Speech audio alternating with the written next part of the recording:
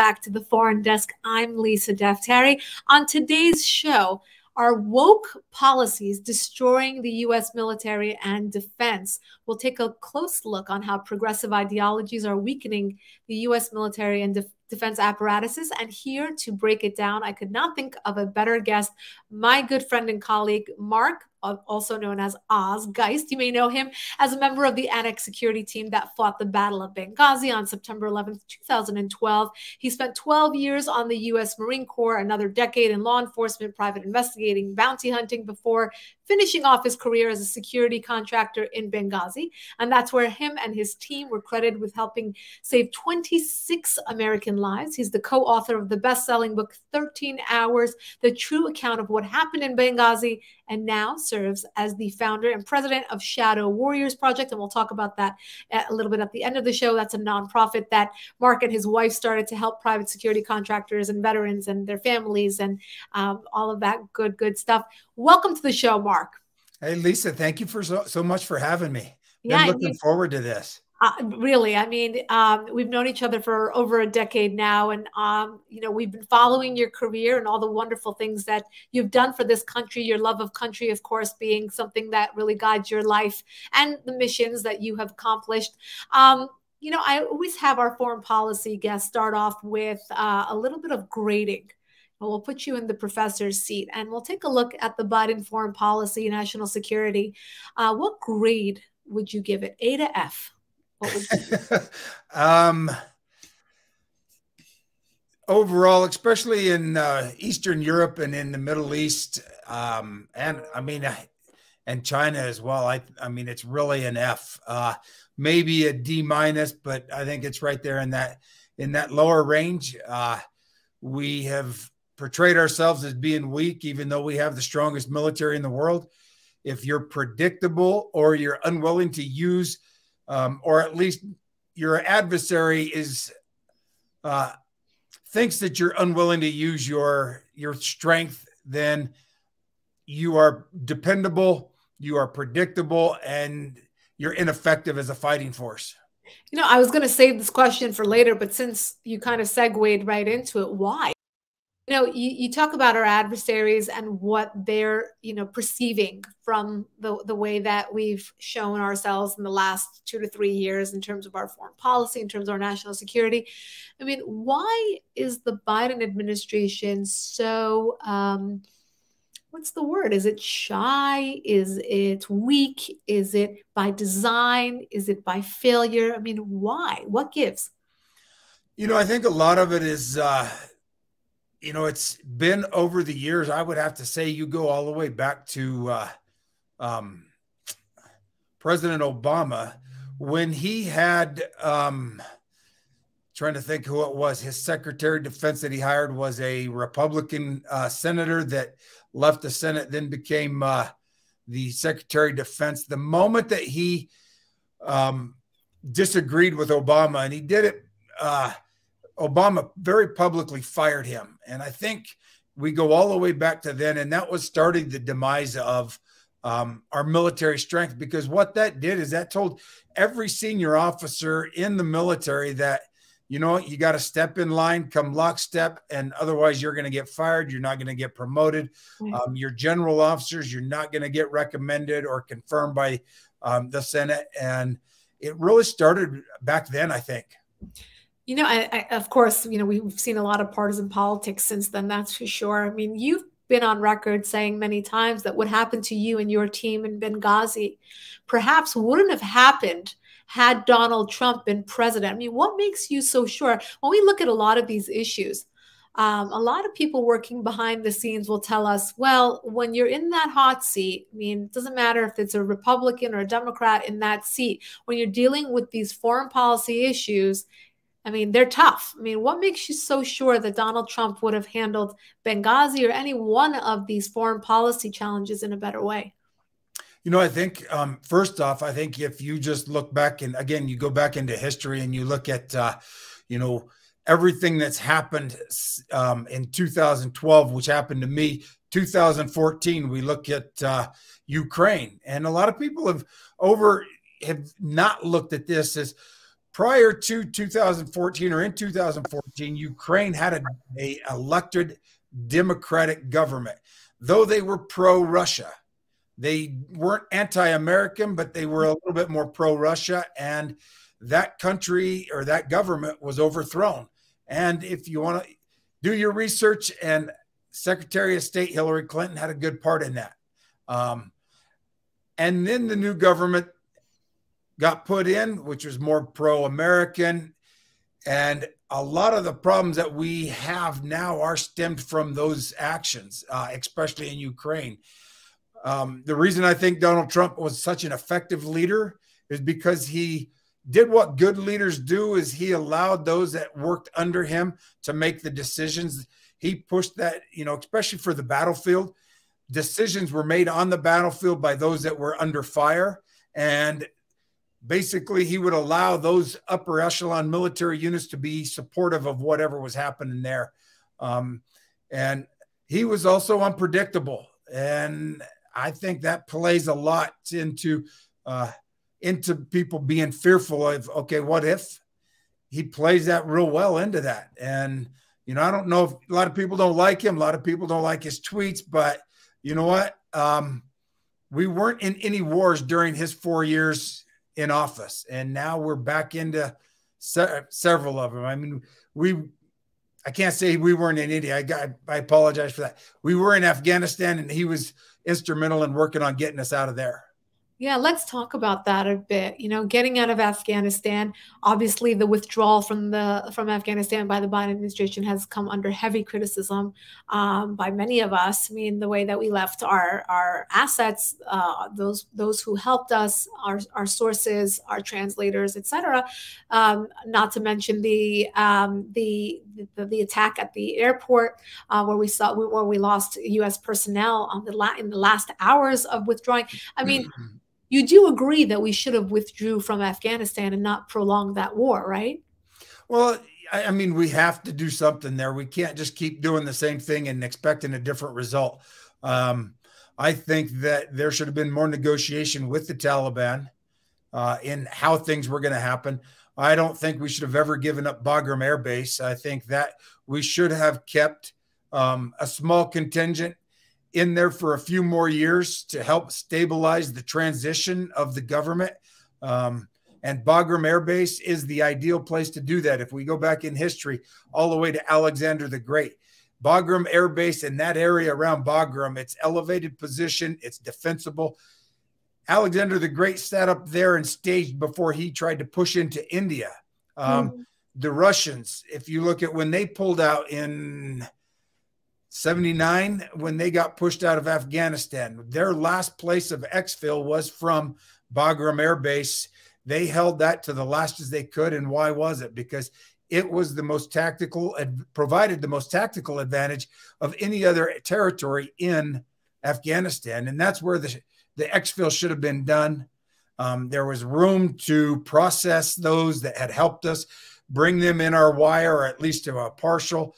And so we could have done this in a more concerted and organized effort instead of trying to do it out of Kabul airport, which was just, as we all saw, tremendously disastrous. I mean, for the lay person, Mark, why did this happen? We obviously have generals in place. We obviously have people with intel in place. I mean, what you're saying sounds so clear and frankly, easy, something that could have been prevented, right? So if we're all in agreement that we should have left Afghanistan, that we did not want to prolong that war, because I think the other side kind of conflates that talking points that we couldn't have dragged that war out forever. And that's not what people are saying. They're saying people didn't have to die. We didn't have to abandon our military equipment. We didn't have to abandon our assets. We didn't have to abandon those who helped us.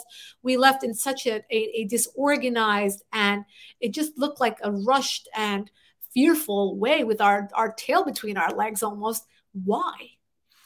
You know, I think it's, and I personally, I think that what was happening in Ukraine was already on their radar, on the Biden administration's radar.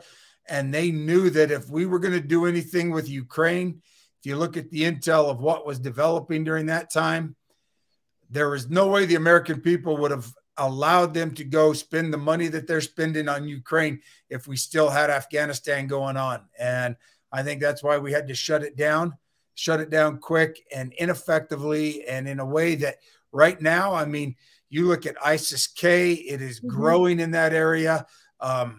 You know, the Taliban is trying to fight against them. You still have Al-Qaeda, who is growing in numbers in Afghanistan again, reestablishing those bases and those training areas. And if anybody thinks they quit hating us, they're really wrong on that front as well. Absolutely. I mean, speaking of Ukraine, which you mentioned several times, you know, the Biden administration being fixated on really inserting itself in that war. The Pentagon leaks showed us many times, not only that this is a dead end, that we're putting money into something that is not going to get us any positive results, or for Ukraine for that matter, but also that we are also putting pressure on our allies like South Korea and Israel to provide more. We're not doing enough. Why is there such a focus on what's going on in Ukraine? You know, I think because what it looks like to me is we did the same thing we did in 1979, 1980, 81 when we when the Russians invaded Afghanistan. We are doing the same playbook. Instead of trying to use diplomacy beforehand and strength beforehand to prevent the whole thing, we ended up letting Ukraine, as we did with the previous government before the Taliban, fall, and then, or at least close to fall, and then try to just supplement it with weapons and money, which goes back to the industrial the military industrial complex. And I think a lot of it has to do with money. There's not a lot in there. They keep talking, the left keeps talking about this democracy that we have to save in Eastern Europe. I don't really like that kind of democracy that they're talking about. Zelensky, the president of Ukraine, has shut down every news outlet except for one that supports him and he controls. And if that's democracy and that's the way we think that's what we want to save, then I think we're in for, you know, me personally, I don't like it. And I think we're in for a surprise. Right. I mean, and again, I think there's been much criticism as to why there is such a focus on Ukraine and why the Biden administration either believes or pretends to believe that it is the biggest foreign policy issue right now, and therefore, you know, kind of dedicated itself to it and focused on it, both in terms of resources and otherwise. In your mind, Mark, looking at the globe, what would you say is the biggest threat to our national security foreign policy right now? I think it's China. I mean, China's been buying up land in the U.S. There's nobody confronting them on that. You know, of most of the countries I've been in the world, you cannot own land in that country unless you are partnered with a local, you know, somebody who's a national of that country, and they still have to own 51% of it. But we allow foreign entities to come in and buy up as much land as they want. We are allowing the balloons. You know, I saw something today that there's another one heading towards Mexico. It's one in Hawaii that they're keeping an eye on as well. Yep. And, you know, if we're going to allow that, what else are they, you know, what else are they doing? They're building up on Taiwan. And we look at why Taiwan is so important. Taiwan is the beginning of a chain of islands that comes off of China, goes up, it kind of curves out to the east and up to the north, and you're looking at the Philippine archipelago, you're looking at all the way to Okinawa and all the way up into Japan. And if they control Taiwan, they get to control a lot of that waterway. And, you know, and that's what they've always been after. And with this administration, we're not paying attention to that. Taiwan controls I think they're the greatest producer of microchips, though they get the material from us, but they're still doing that. I was looking at it. You know, Go ahead, I'm sorry. No, my question to you, because you said something that triggered a thought. You said we're not the administration is not paying attention to it. Is that true? I mean, are they giving it a pass? Because they certainly are paying attention to what China is going to do or not going to do in Taiwan. But why is there less of a concern or urgency to stop China's influence right here in the United States? We saw a private police organization, a ring out of New York City, where they are silencing dissidents. We see them entering our universities and spreading their influences that way. We see them in our labs. We see them interning in Congress. We see them taking on jobs in very high profile places of influence. As you said, purchasing land. Why is there less of a concern when it comes to China's spreading its influence right here in the mainland? You know, I wish I could answer that. I mean, my gut feeling is it kind of goes into that whole world order, that trade, world trade, and how are we going to live without them? And they kind of got us, in a sense. They've got us, or we've allowed them to get us under their thumb. As they carry, I think, what is it, 60 or 70% of our debt, and that allows them a lot of influence. And like you said, I mean, and you called it a police force, and I know that's what the media has been calling it. Anybody who has foreign units, foreign operatives in their country trying to silence dissidents, that's not a police force. That is an intelligence gathering apparatus that is trying to manipulate people within this country who are most of them are U.S. citizens, who are first generation Chinese and or are here on green cards, and they're trying to gather intel on them, and like you said, in that subversiveness and or battle that there. And it's not a police force. That's just the left's way, or the media, the left on the media's way of saying, because a police force doesn't look so bad. If we called it an intelligence gathering apparatus, that's a whole different story. Right. And it seems that is exactly what they're trying to do. They are there and they're gaining influence. And as you said, gathering information on U.S. soil, it's mind-boggling to me that this is being allowed. But Mark, before we run out of time, I really want to shift gears here and talk about something that's probably very near and dear to your heart, and that's serving our country. And I know that things are very different now than when you served, and thank you for your service. And I thank anybody who's ever dedicated their time and risked their life for this country. I'm a first-generation American, and I've always been so cognizant of the freedoms we have here in this country, and really loving this country in a way that it kind of manifests itself in my work. And I know that you also dedicated your entire life, and now it continues to be your mission. Now we see a very different military apparatus, whether it's the Navy, the Army, the Pentagon, the Department of Defense. We've had articles at the Foreign Desk over the last year or so talking about the way in which these organizations, these government bodies have moved so far to the left that they call, it's called woke, whatever people want to call it. Here we have an article, if you look on the screen, U.S. Navy used drag queen influencer to attract a wide range of new troops as recruitment plummets. So they have a recruitment problem, right? Why do they have a recruitment problem? Well, we wrote an article at the Foreign Desk that it's because of these woke policies, that the military is not what it used to be. It's not being advertised as it used to be. So the recruitment problem, they almost admit, is because of woke policies. But then they go deeper into committing to these woke policies. Here you have them bringing in an actual drag queen to, quote unquote, attract a different crowd of recruits. And I have some astounding numbers here. The U.S. Army is expected to fall 40,000 troops short of its recruiting goals for the next 2 years. This is the worst recruiting year this past year in almost 50 years. The Army wants to circumvent this problem by offering $1 billion in recruitment programs. Recruitment programs meaning bringing in more drag queens. I mean, why this insanity? I agree. I mean, I think, it goes back to projecting weakness. We are weakening our military. We are weakening the presence or the image of our military.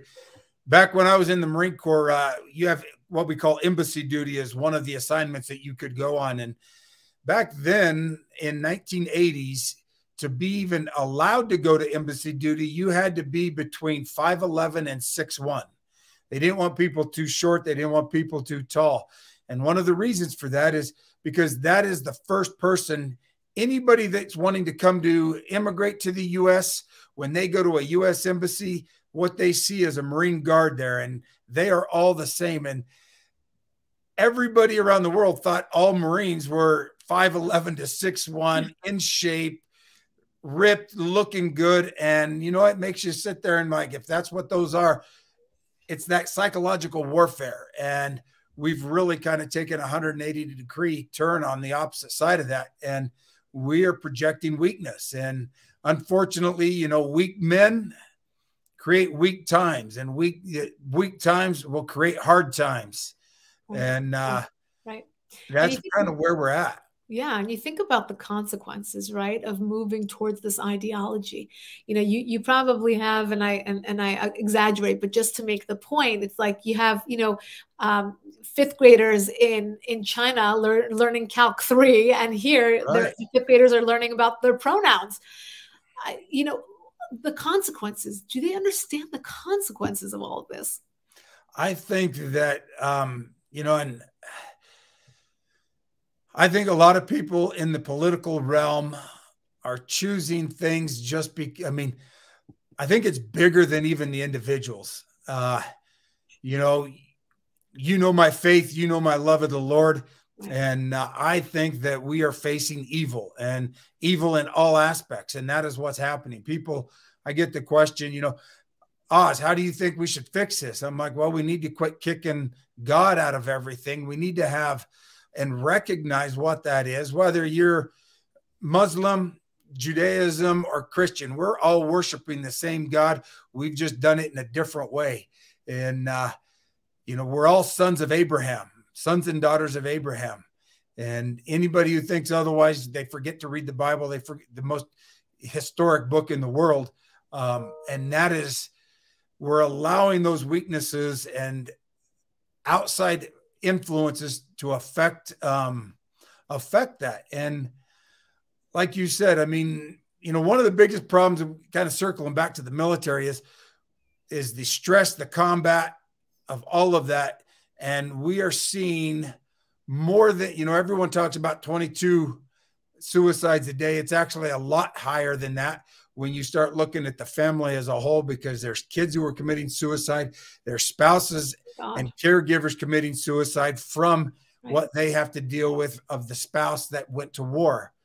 Now we're going to take a mental health crisis in that aspect and start it by putting people in there who have a mental health crisis. I know a lot of people don't want to talk about it like that, but when you are willing to allow children who can't buy a gun until they're 18 or 21, they can't drink until they're 21, they can't drive a car till they're 16, at 7, 8, 9 years old to decide if they're a man or a woman. To me, you know, and I worked in law enforcement for several years. And when I did that, one of my focuses was crimes against children. And, you know, I'll probably catch a lot of flack for this, but you know what? What's happening to kids is child abuse.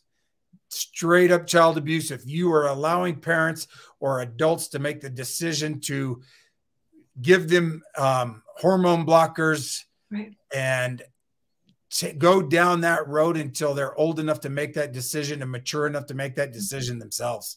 Well, it's not even their own parents, right? So it's other adults that are not part of the nuclear family making the decision for your children and trying to keep you in the dark about it. That's what's being pushed. Let's be real about it. And I digress from my reporter view, but I'm speaking as a mother and as somebody who's, you know, just feels like we won't have control over our children when this is what's happening. Look, everything in its right place. When we speak about, you know, the responsibility of all of this, the consequences of all of this, it doesn't mean that we're against LGBTQI or against transsexualism or anything like that.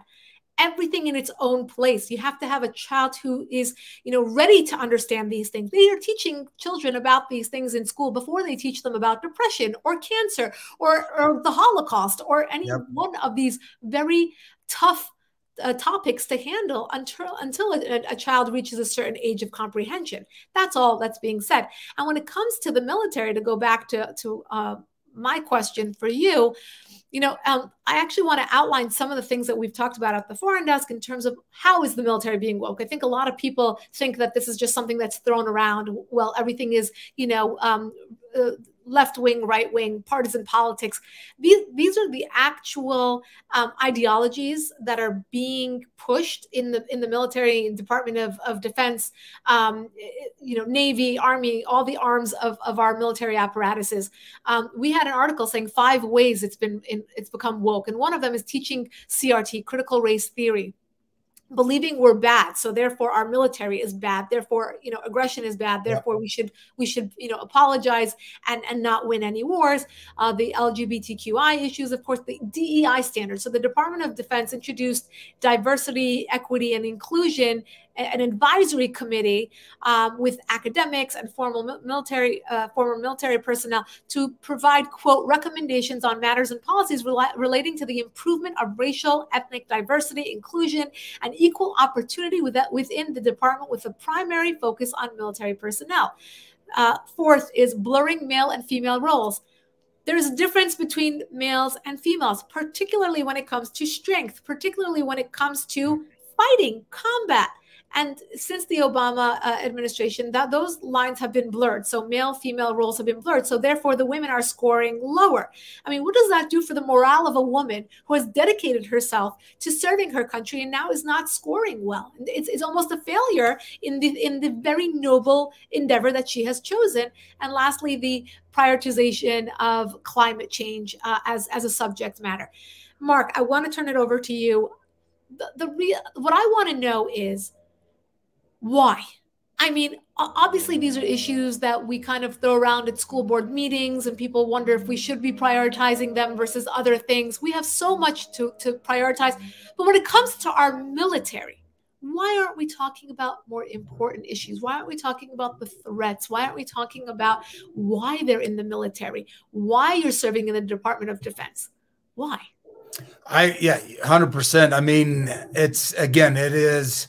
We are taking our social issues and trying to push them on our military, using it as a scientific project, I think, rather than letting our military. I mean, we have a mission. Our military is there for a purpose. Let them do that purpose. We need to support it to make that purpose and, to accomplish that mission.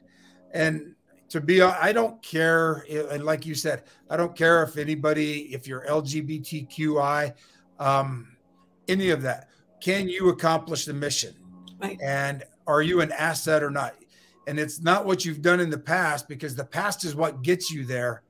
What you can do today and help the mission tomorrow is what matters for the future of that mission, of that unit, of this country.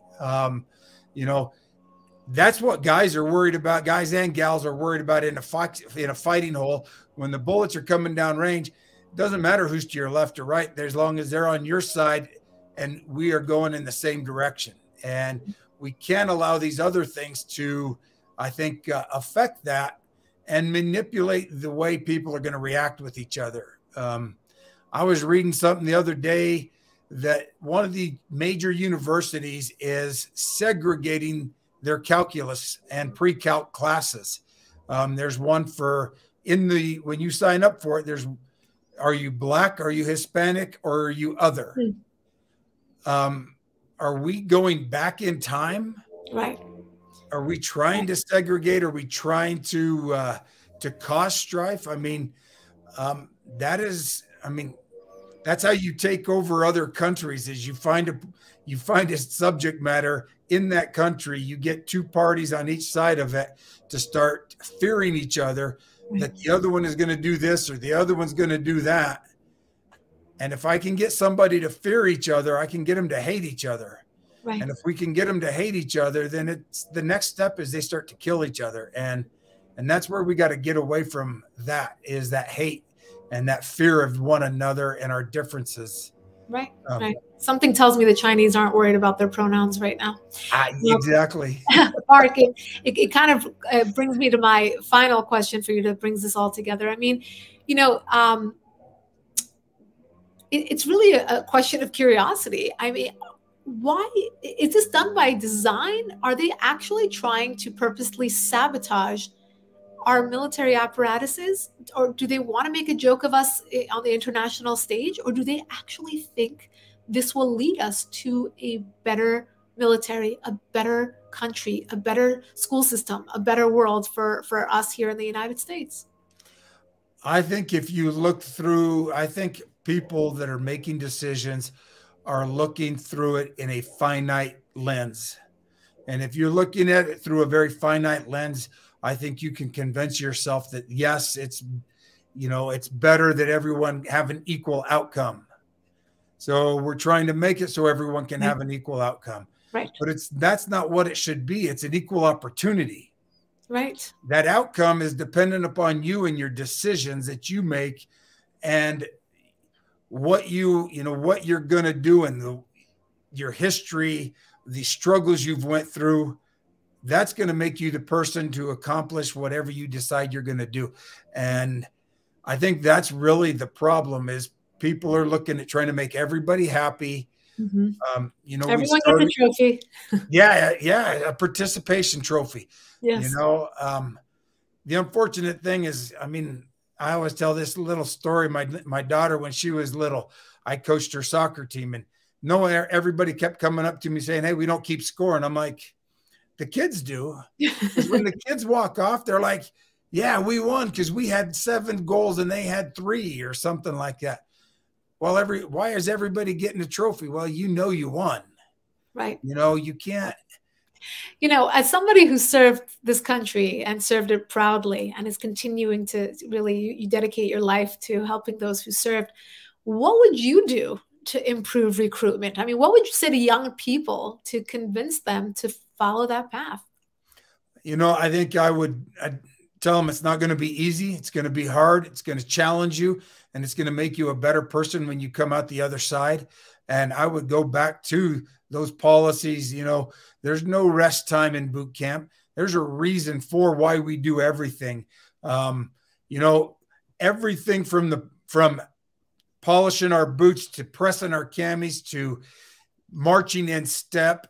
Why is it? Just like putting our ribbons on. They are separated a certain way. And when it comes down to an inspection, all those little things matter. And you can't overlook them, because what you're trying to do with the guys and gals that are in the military is you want adherence to commands. And when they're told to something as simple as, okay, hey, we're going to attack that hill and we're going to go there on 172-degree azimuth. And then we're going to go 3 degrees to the right, come back and attack from, 169 degrees. And not 171, not 173, it's 172. If you're flying an airplane or driving a ship, that attention to detail matters. And it's not a question. You know what? It shouldn't be questioned. And that's why it should be back to doing that. Not, well, hey, my feet hurt today. I don't think I can go on that, on that hike. Well, why? Suffer up, suck it up, move forward, and keep driving forward, because you can do it. Anybody can. Well, before I let you go, I want you to tell us about your Shadow Warriors project. I've heard lots about it. Why don't you tell our audience about what it is that you do, what this organization, what its purpose is, and how people can get involved? It's me and my wife, after I got injured, it was, we decided to do that. I think I was still on the hospital bed in Walter Reed when, I saw some areas that are those that are serving, private security contractors are serving our country, and they're not getting the support that our military does, because you're a contractor. We ourselves struggled after I got injured, because my pay stopped the day I left Libya, which was on the 12th. And I went from making a really good salary to zero. And then I had to go through 6 months of surgeries, 6 to 8 weeks in the hospital, a year and a half after that recovery. And things changed a lot. And, you know, you would love that everybody says, well, you guys were making great money. You should have saved it up. Yeah, I should have, but people aren't that way. And since then, it's, you know, we've just been driven and expanded out to help our veterans, because like we talked about, there's, you know, at least 22, it's closer to 36 to 44 people that have served our country either in active duty as contractors, or they were support as the spouses and kids that are killing themselves every day. Right. And, you know, it's not being addressed.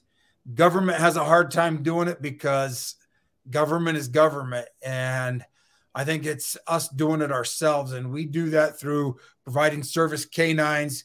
We have developed a canine therapy program where we put those that are struggling with PTSD or TBI injuries through a program where we introduce them to Christ. We introduce them to the dogs.